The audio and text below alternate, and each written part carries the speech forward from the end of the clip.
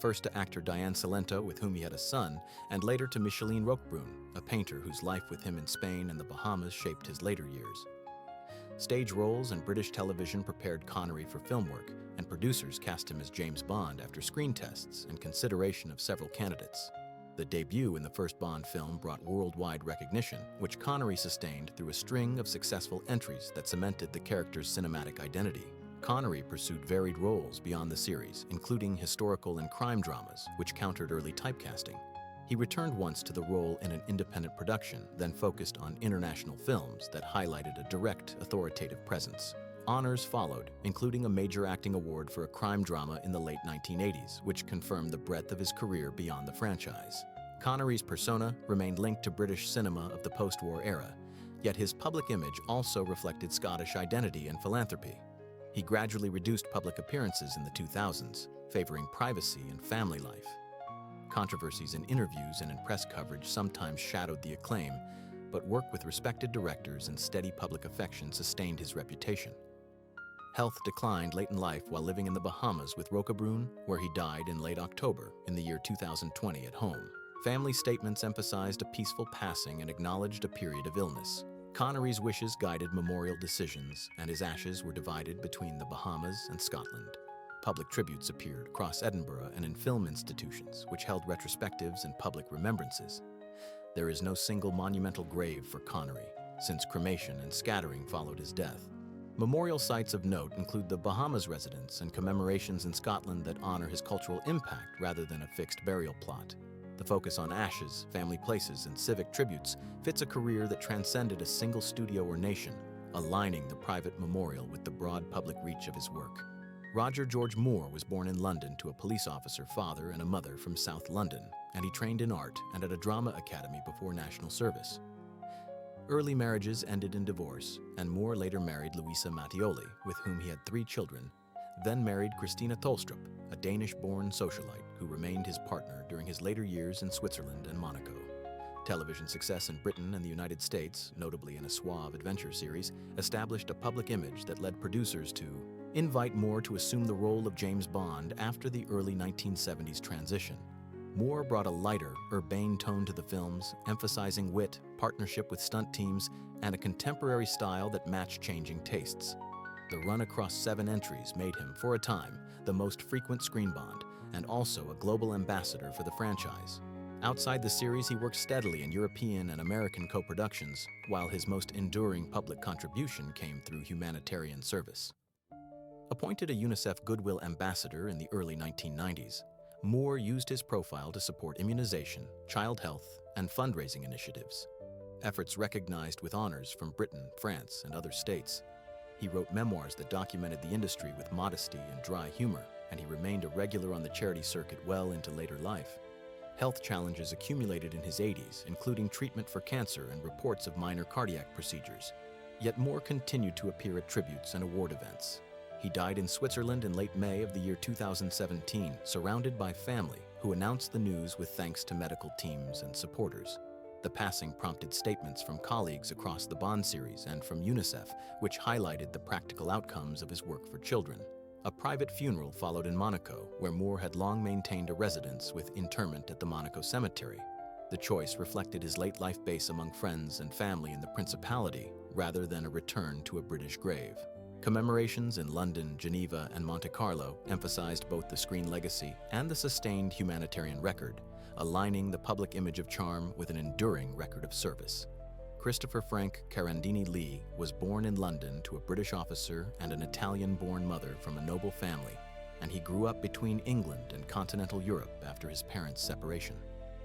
Lee served in the Royal Air Force during the Second World War in intelligence-related roles, experience that informed a disciplined professional life and a calm public demeanor. He married Birgit Kronke in the early 1960s, and their long partnership framed decades of steady work. Early stage and bit parts gave way to leading roles with Hammer Films, where Lee's height, diction, and presence defined a series of gothic characters that made him internationally recognizable. Lee expanded beyond horror into adventure and espionage cinema, including the portrayal of Francisco Scaramanga, opposite Roger Moore, a role that connected his classical villainy to the Bond series. He continued to work across languages, drawing on his multilingual upbringing and European ties. Late career resurgence came with major fantasy and science fiction franchises, which introduced Lee to new audiences while reinforcing his standing as a consummate character actor. He recorded spoken word and classical music projects, published memoirs, and received honors from Britain and European cultural bodies, achievements that reflected a professional life rooted in preparation and range rather than celebrity display. In his 90s, Lee reduced his travel but maintained selective recording and voice work. He died in London in early June of the year 2015 following a period of hospitalization. Family announcements emphasized privacy and dignity, consistent with his preference for low-key public statements in later life. Lee was buried at the City of London Cemetery and Crematorium in East London, with details kept discreet at the family's request. The site aligns with a tradition of understated memorials for British film veterans, and admirers typically pay respects through screenings and archival tributes rather than a prominent monument. The legacy bridges post-war British studio craft and international franchise culture, a career grounded in discipline that found a fittingly modest resting place. Enid Diana Elizabeth Rigg was born in Doncaster and spent early childhood years in colonial India before returning to England for schooling and training at the Royal Academy of Dramatic Art. Rigg formed lasting professional relationships within the Royal Shakespeare Company, where classical roles built a reputation for clarity of diction and incisive character work. She married twice, first to Menachem Geffen and later to producer Archie Sterling, with whom she had a daughter, Rachel Sterling, who followed her into acting. Collegial ties across theater and television anchored a career that moved easily between stages in Stratford, the West End, and Broadway. Public recognition grew with a mid-60s television series that paired Rigg with Patrick Macnee, establishing a poised and athletic screen presence. She entered the Bond canon as Tracy DiVincenzo, whose marriage to Bond provided a rare emotional turn in the series and left a lasting imprint on the franchise's narrative possibilities.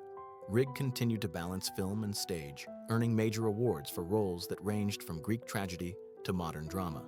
In later years, she appeared in British television and international productions, including a prominent fantasy series that introduced her to a new generation while reaffirming the exacting standards of her stagecraft. Honors from British institutions marked sustained achievement rather than a single breakout moment. Rigg's health declined in the late summer of the year 2020, and she died in London in early September surrounded by family. Public statements from colleagues emphasized professionalism, wit, and the rigor she brought to rehearsal and performance. Memorials in theater circles highlighted the continuity of her work from the early 60s through the 21st century. Rigg was cremated in London, with family-led services and private arrangements rather than a public funeral.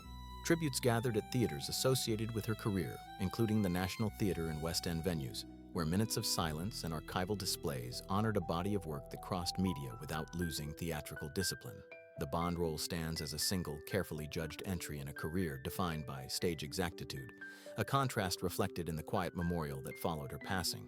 Honor Blackman grew up in London, the daughter of a civil service statistician and a homemaker, and she trained at the Guildhall School after receiving acting lessons as a birthday gift.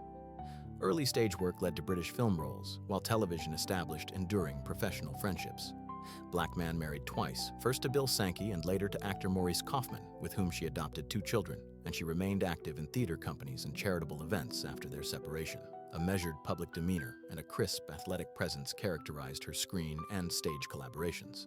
Blackman became widely known in the early 1960s through a British television series that paired her with Patrick Macnee, where judo skills and a fashion-forward image helped define a new kind of action heroine. She left the series at its peak to take a leading role in the Bond franchise, creating a character whose name and confidence became part of wider cultural conversation about gender, humor, and action cinema. The performance carried into international recognition and a busy career in films, West End plays, and touring productions, along with recordings and public appearances. She maintained an independent public stance, occasionally engaging in political and civic debates, while continuing to work into later life. Health concerns were handled privately in her final years. Blackman died at home in Sussex in early April of the year 2020, with family statements noting natural causes and a peaceful passing. Colleagues from stage and screen recognized both the specific influence of her Bond role and the broader discipline of her theater work. Blackman's funeral arrangements were private, with cremation reported and family-led memorials. Fans and local communities marked her career with flowers and cards at venues connected to her stage appearances, and retrospectives on British television revisited key performances. The quiet, family-centered memorial matched a career built on professional steadiness and self-possession rather than celebrity spectacle. Desmond Wilkinson. Llewellyn was born in South Wales to a family rooted in teaching and local civic life, and he trained at RADA before early repertory work. He married Pamela Mary Pantlin during the Second World War, and their long marriage formed the center of a family that included 2 sons. Wartime service with the Royal Welsh Fusiliers placed Llewellyn in France, where he was captured, then held as a prisoner of war for several years. The experience, which included participation in camp theatricals, deepened his resolve to pursue acting after liberation and return to civilian life. Llewellyn worked steadily on British stage and screen across the post-war decades, often portraying clerks, officials, or technicians. Producers cast him as Q in the early 1960s, beginning an association that endured across the series for more than 3 decades. The character's dry instruction, mild exasperation, and inventive apparatus became a familiar rhythm, anchoring transitions between different Bonds and changing production styles. Llewellyn embraced the role's public appeal while preserving a private life centered on his family and a home in Sussex. He continued to act beyond the franchise in television and film, always as a reliable supporting presence. Occasional public appearances at premieres, conventions, and charity events allowed admirers to meet him, and he was generous with time for fans of all ages. In his 80s, Llewellyn remained active, promoting a late 1990s Bond entry and attending interviews and signings. He died in southeast England in mid-December of the year 1999 after a road traffic collision while returning from an event.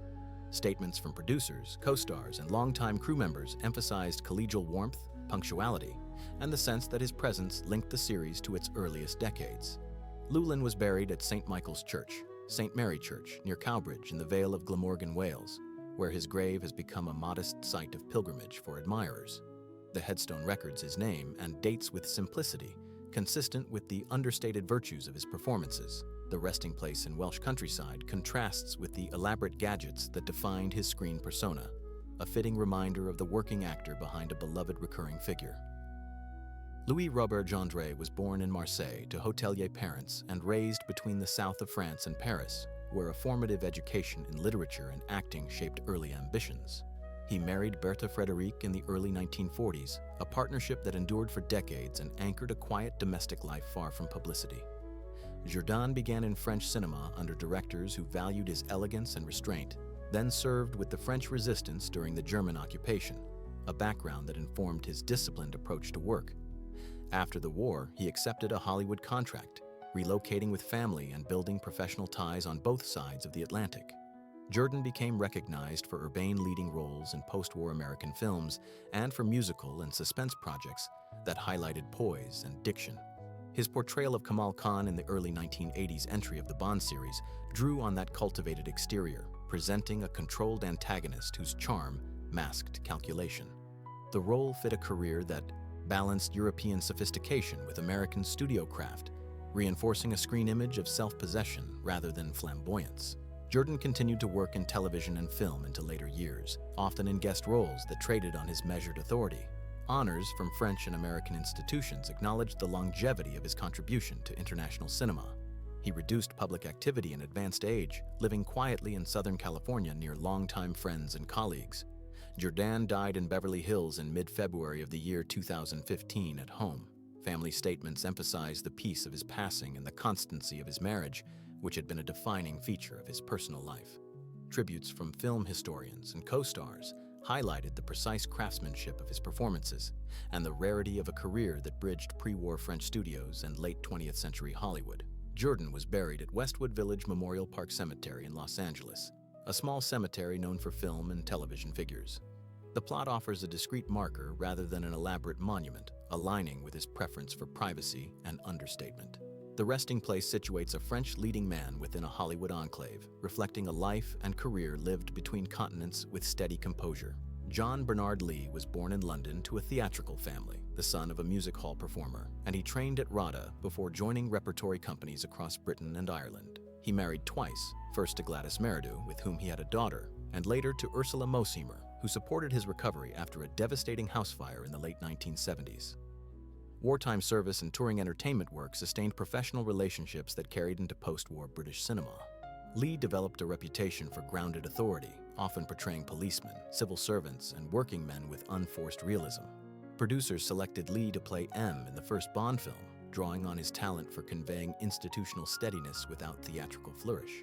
He continued in the role through the late 1970s, providing continuity across changing leading men, directors, and tones. Off-screen, Lee remained a reliable character actor in British features, thrillers, and social dramas, bringing the same economy of gesture that defined his Bond scenes. Colleagues noted punctuality, dry humor, and a preference for craft over publicity. His public persona matched the reserved competence of the roles that made him familiar to audiences, and he balanced studio work with stage appearances when schedules allowed. Health difficulties emerged near the end of the decade, compounded by injuries and the after-effects of the house fire. Lee died in London in early January of the year 1981 after a period of illness.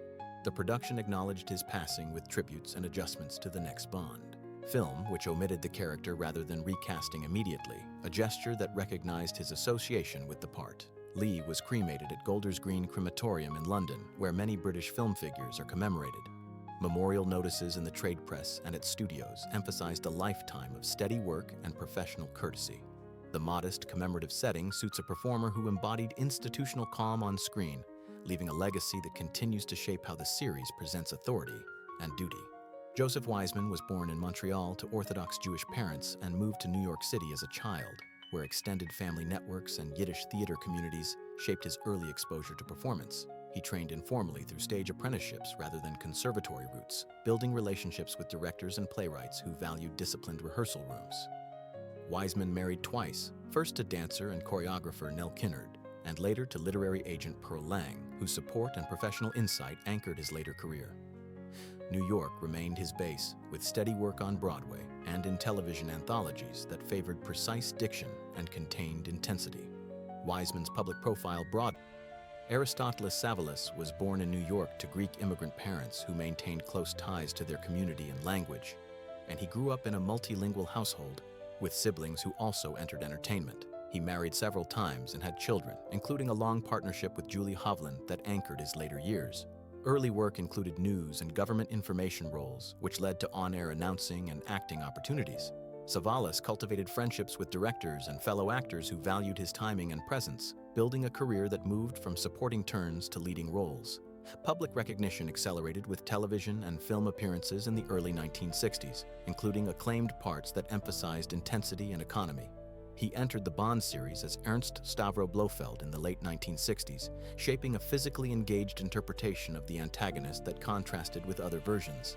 Soon after, Savalas achieved widespread fame as a New York detective in a long-running television series, a role that made the shaved head, lollipop prop, and gravelly cadence part of popular culture. He recorded music, hosted variety specials, and remained a familiar figure in international advertising, presenting a relaxed screen persona that balanced earlier menace with affability. The combination of villainy and avuncular charm sustained a long public life. Health issues emerged in later years as he continued to work in television films and guest roles. Savalas died in Los Angeles in late January of the year 1994 due to complications from cancer. Tributes from colleagues noted generosity toward Cruise and a loyal circle of friends who had worked with him since his early television days. Savalas was interred at Forest Lawn Memorial Park, Hollywood Hills, where a headstone and family plot provide a site for visitors. The grave's setting among film and television figures matches a career deeply woven into American popular culture, from a landmark television detective to a memorable Bond adversary. The resting place offers a direct link between the durable image on screen and the community of professionals who framed his working life. Klaus Maria Brandauer was born Klaus Georg Steng in Bad Aussee, Austria, and was raised in a close Styrian family that supported early interests in literature and theater. He married Karin Katharina Müller in the early 1960s, a partnership that lasted until her death and produced a son, and later married Natalie Krenn, with whom he shared work and teaching circles. Brandauer trained at Vienna institutions and entered repertory companies, building relationships at the Burgtheater that would define his stage identity. Colleagues noted rigorous preparation and a preference for ensemble discipline over star affectation. Brandauer's public profile expanded across German-language cinema in the early 1980s, culminating in an award-winning portrayal in a drama that reached international audiences and established him as a leading European actor. he appeared as Maximilian Largo in The Independent Bond, production of the early 1980s bringing an elegant menace grounded in psychological realism rather than caricature.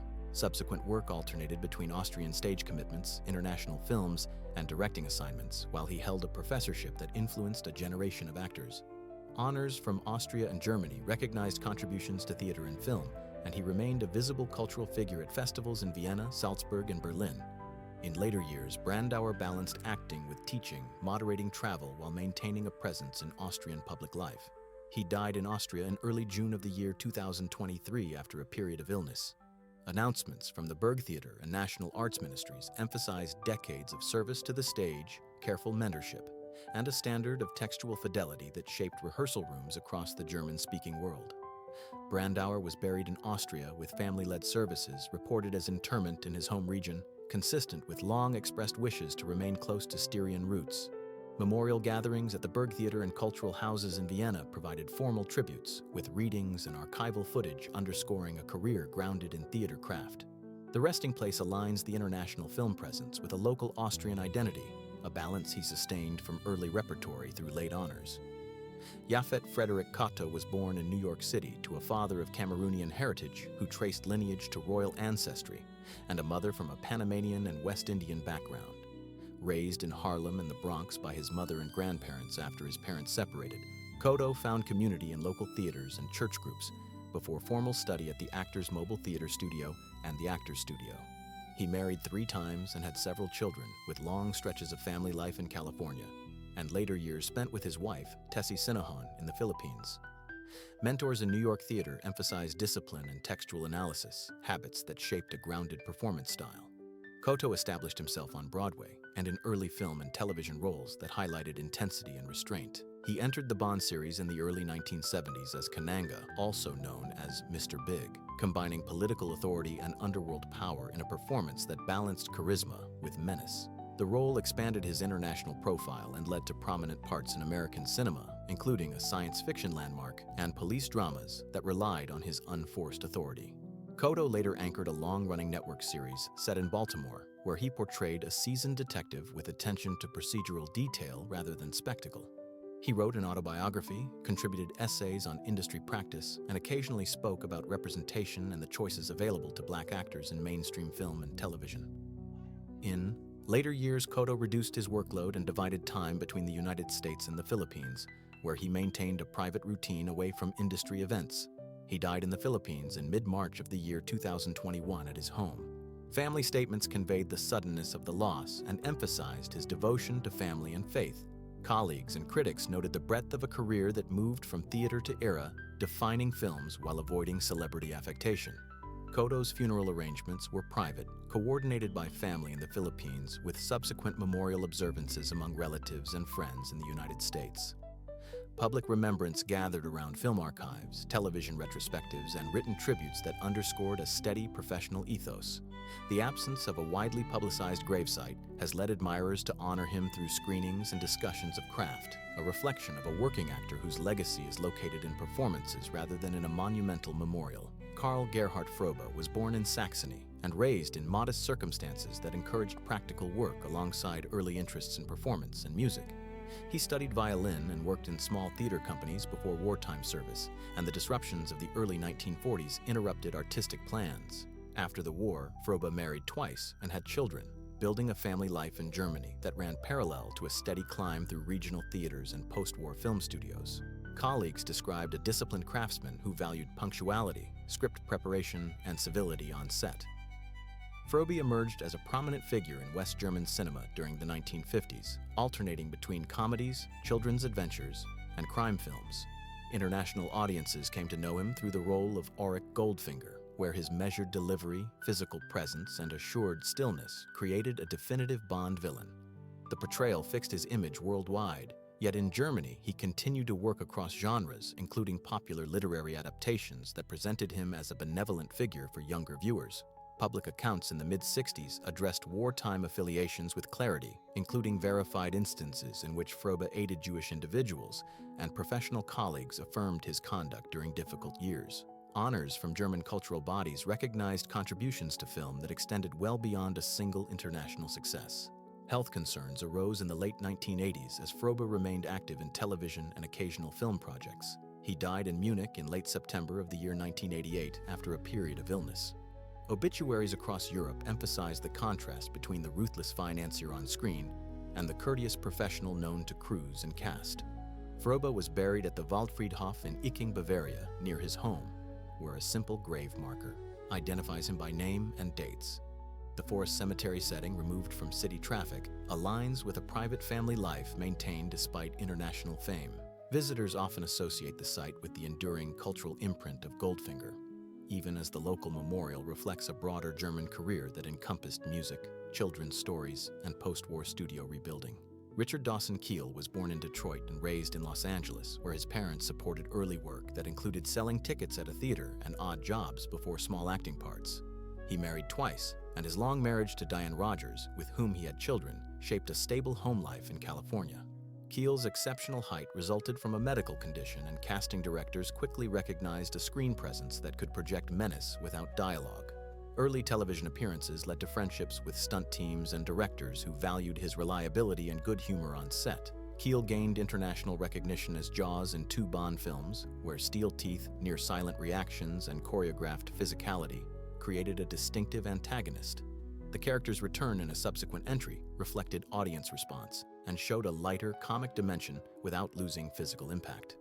Outside the series, Keel worked in adventure and comedy films, voice work, and guest television roles, and he co-wrote and produced a true-life drama that underscored his interest in historical subjects.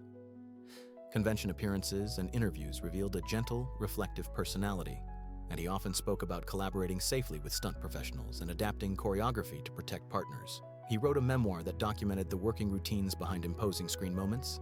Health challenges included mobility issues after a midlife accident, leading to the use of a cane and scooter at public events, but Keel remained active with signings and voice roles. He died in Fresno, California in early September of the year 2014 after hospitalization for heart-related complications. Colleagues and fans emphasized his kindness, patience with admirers, and professionalism across long shooting days that required exacting physical control. Keel was interred at Belmont Memorial Park in Fresno, where a modest grave marker identifies him by name and dates. The site has become a quiet stop for film enthusiasts who associate the resting place with an unexpectedly tender figure behind a famous cinematic henchman. The contrast between the gentle public presence and the formidable on-screen image is reflected in a straightforward memorial, focused on family and community rather than spectacle. Robert Archibald Shaw was born in Lancashire and raised in the north of England before the family moved to Orkney and then to the West Country, experiences that broadened his sense of place and dialect. He married 3 times and had children, including a long partnership with actor Mary Ury that connected him to London and New York stage circles. Training at RADA and early repertory seasons established friendships with directors and writers who prized his discipline and physical commitment. Shaw balanced stage work with television, developing a reputation for intensity and precision that translated cleanly to the screen. Shaw's profile rose through acclaimed theater roles in British films, then accelerated with the portrayal of Red Grant in the second Bond entry, a performance that distilled menace into economical gesture and controlled movement. He broadened his career with literary work, publishing novels and plays that reflected craft rather than celebrity. International recognition followed with historical epics, heist dramas, and a maritime thriller that became a cultural touchstone, where Shaw's monologue, delivered with clipped rhythm, demonstrated a command of character history and cadence. Colleagues often cited punctuality, rigorous preparation, and a preference for clear direction over improvisation, habits formed in repertory theater. In the late 1970s, Shaw maintained a demanding schedule of film shoots across Europe and Ireland while managing health stresses and travel. He died near Castletownbere on the Beara Peninsula in late August of the year 1978 after a sudden heart attack while returning home. Local assistance and medical response were immediate, but efforts to revive him were unsuccessful. Tributes from producers, co-stars, and theater colleagues noted the combination of physical presence and textual intelligence that defined his best work. Shaw was buried at a churchyard in Tormore, near Ballydehob, County Cork, close to the family home in southwest Ireland. The grave is a simple marker in a rural setting, visited by admirers who associate the site with his later life in the region. The resting place, modest and remote, contrasts with the global reach of his films, reflecting a career that balanced international productions with a private base on the Irish coast.